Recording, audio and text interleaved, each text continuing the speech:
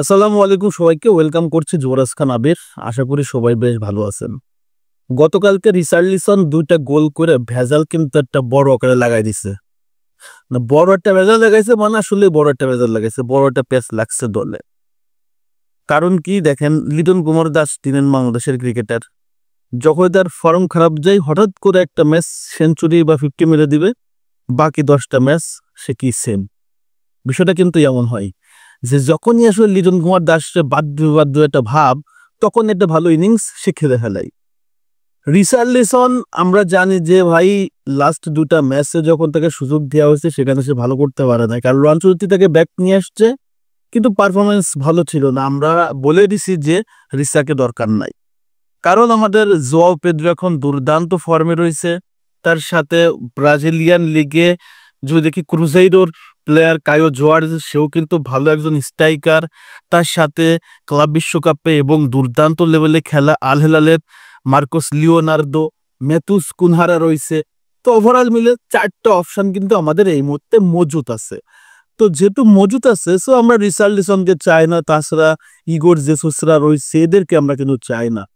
কিন্তু গতকালকে রিচার্লিসন যে 2টা গোল করছে, একটা তো বাইসাইকেল কিকের শট, যেটা 2022 সালের রেপ্লিকা সার্বিয়ার সাথে যে গোলটা করছিল, সেম টু সেম গোল করলো গতকালকে, এবং সেটা এক কথা রীতিনীতি পুরো পাল্টে দিছে।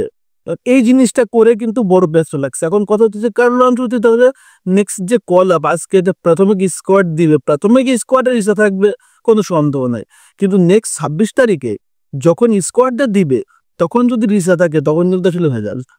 আমি কোনোভাবেই 2টা গোল দিছে কোনোভাবেই বলবো না যে রিসাকে আপনি ধরে নেন, আমি কোনোভাবেই বলবো না। কারণ ভাই, 1 টাইম ইউজ 2 টাইম ফিউজ। সে হচ্ছে এই যে 2টা গোল দিছে আর নেক্সট কবে দিবে তার কোনো নিশ্চয়তা নেই। যেমনটা ধরেন জোয়াও পেদ্রো রেগুলারলি এটা কনসিস্টেন্ট পারফরমেন্স আমরা দেখতে পারি। তার সাথে আমরা দেখতে পারি হচ্ছে মার্কোস লিওনার্দো লাগাতার পারফরমেন্স।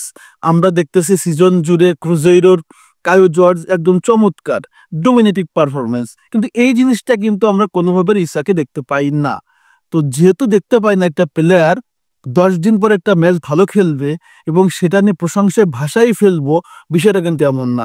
প্রশংসা করলেও তাকে যে দলেই চাইবো এটা কিন্তু বলার সুযোগ নেই। তো যার কারণে আমি বলতেছি ব্যক্তিগতভাবে আমি রিসাকে আসলে পছন্দ করি, কিন্তু এই মুহূর্তে দলে কিন্তু চাইবো না, কোনোভাবেই না। কারণ 2টা গোল আমাকে ভাই হয়তোবা ইনস্ট্যান্ট খুশি করতে পারে, কিন্তু ব্রাজিল ন্যাশনাল টিম এই মুহূর্তে দরকার নেই। কারণ ভাই, এই শেপটা তৈরি হচ্ছে বিশ্বকাপের জন্য।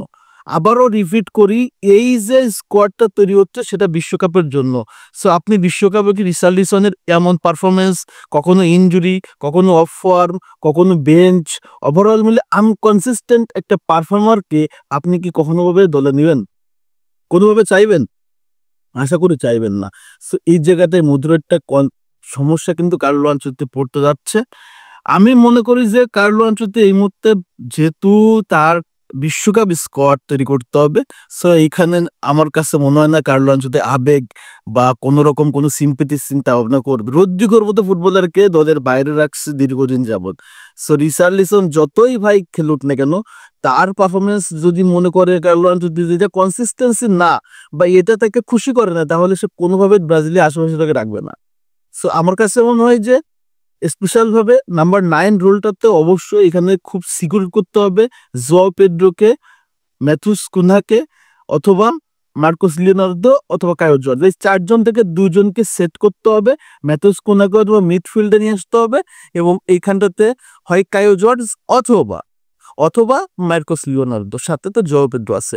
এই জায়গাটা সেট করলে আমার কাছে মনে হয় সকল ব্রাজিল ফ্যানই খুশি হবে। রিসাকে এই মুহূর্তে কেউই দলে চাইবেন না। অন্তত একটা ম্যাচে 2টা গোল করে, একটা বাইসাইকেলে গোল করে এটা কেউ চাইবে না। সো দেখা যাক আসলে কার্লো আনচেলত্তি কি চিন্তা করতেছে, তার ফিলোসফি কি বা তার প্ল্যান কি বা তার আসলে মাঠে কি প্ল্যানে খেলতে যাচ্ছে, সেটা হচ্ছে দেখার বিষয়।